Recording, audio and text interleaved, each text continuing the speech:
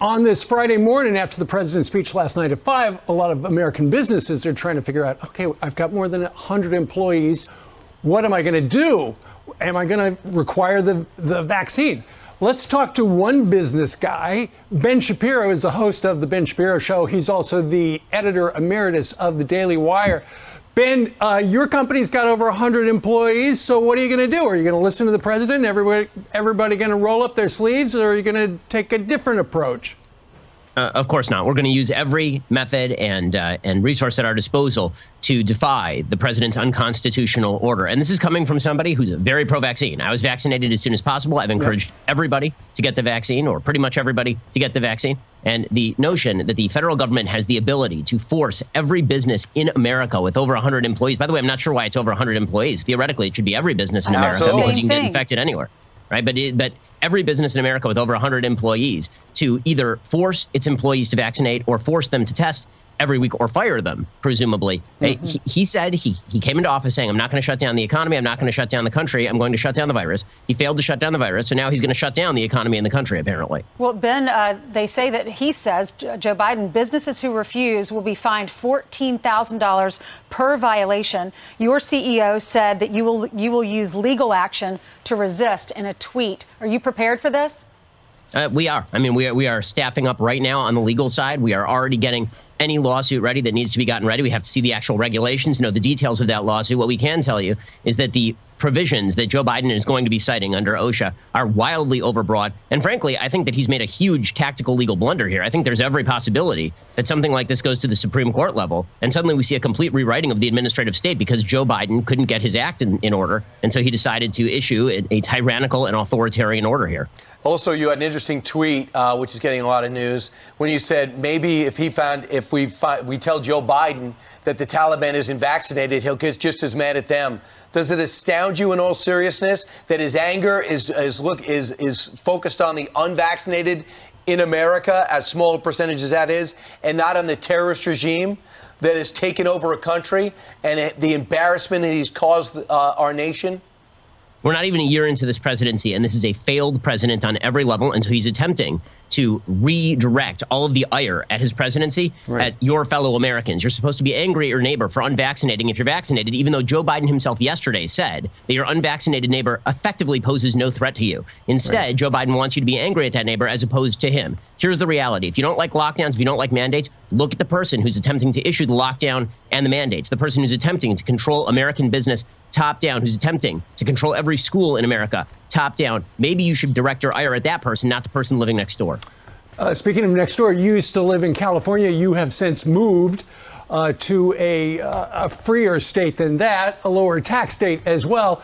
I wanted you to weigh in on the fact that coming up next week, they're going to have the recall election of Gavin Newsom in California. He very famously pretty much locked down all of California. Larry Elder is surging in the polls, but he was essentially accosted. Let's see, it would have been on Wednesday, Venice Beach, where a woman, screen right, in a gorilla mask with a pink wig, tries to hit him in the head with an egg. Watch this. What's your reaction? Here's Larry Elder last night on Tucker. Watch. She might be one of the 20,000 people that were released early from our prisons, felons, many of whom were violent offenders under this governor. You know, if I were a Democrat, obviously, this would be called systemic racism. They'd be calling it a hate crime. I don't like to play that game. I do know this. There was a big article about me, a negative, in the New York Times. It never once mentioned that I'm black, never once mentioned that I would be the first black governor of California. I never made a big deal out about that. I don't want people to vote for me or against me because I'm black. But on the very same page of the New York Times, there was a big article about the, quote, first female governor of New York, close quote. Even though she didn't get elected, she was basically appointed because the other governor resigned. So they cared about the first when it was a female Democrat, but couldn't give a rip about the first when it was a black Republican. And Ben, you know, there seems to be a double standard in this country when it comes to conservatives. Well, of course. I mean, if Larry Elder were a Democrat, we know it would have been front page news. There would have been talk about how this white woman throwing an egg at a black man was just evidence that nothing has changed over the past 150 years. But because Larry's a Republican and Larry's a conservative/libertarian, this means that Larry's the actual white supremacist, according to op-ed writers for the Los Angeles Times. And the woman who is throwing eggs at him while wearing a gorilla mask is an anti-racism activist. It's very strange how none of the standards seem to hold as soon as the target is a conservative. Do you, I mean, if Larry Elder is leading amongst the 40 plus who are trying to be there, should he be recalled? But are you amazed at $70+ million that poured in? The president, the vice president coming into campaign, Elizabeth Warren, are they getting panicked? And they're certainly scared. I mean, Gavin Newsom has poured 10 times the amount of money as Larry has into this campaign to prevent himself from being recalled in a state that is entirely Democratic. Remember, there is a supermajority in the legislature for Democrats. It's essentially a one-party state. And now Gavin Newsom is in danger of being recalled, which just demonstrates how a guy who is widely perceived as a possible presidential nominee in the future has now collapsed in on himself like a dying star because he's been such a poor governor of the state, and all of the bad governance over the past 10 years, the same stuff that drove me and my company out of the state, is now coming back to haunt the Democrats. Yeah. So, Ben, there's a whistleblower inside Google that's reportedly saying they're undergoing anti-racism training, white supremacy training, and or to how to prevent being a white supremacist. It features you at the base of this pyramid. It's called the White Supremacy Pyramid. Features you at the base before it works its way up to different individuals. What is your reaction to this? It's pathetic that the most powerful company on planet Earth, because Google is the most powerful company on planet Earth in terms of informational dissemination, is purveying misinformation and lies to its own employees. And it's just demonstrative of the fact that corporations have gone woke because they are filled with cowards who are afraid of the radical left, because there's nothing remotely related to reality in this presentation. I am an Orthodox Jew. I've been extraordinarily outspoken against white supremacy to the point where the FBI had to arrest somebody 2 years ago for threatening my family, a white supremacist.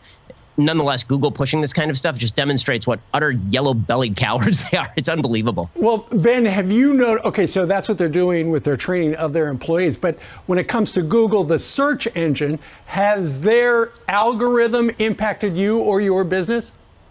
Well, it sort of depends on the timing. So there have been problems with Google in the past where the way that their search algorithm works is that results that are unflattering to conservatives come up pretty regularly, or they had a Google fact check for a while that was specifically directed only against conservative outlets, not just mine, but others like the Daily Caller or Breitbart. We do have to cope with this from time to time, and none of that is really a surprise to anybody on the right side of the aisle. All right, Ben, best of luck. We'll see how this goes. And again, we're all vaccinated, you're vaccinated, but finding people, demanding and berating unvaccinated is un-American, and there's going to be legal action. Ben Shapiro, thanks so much.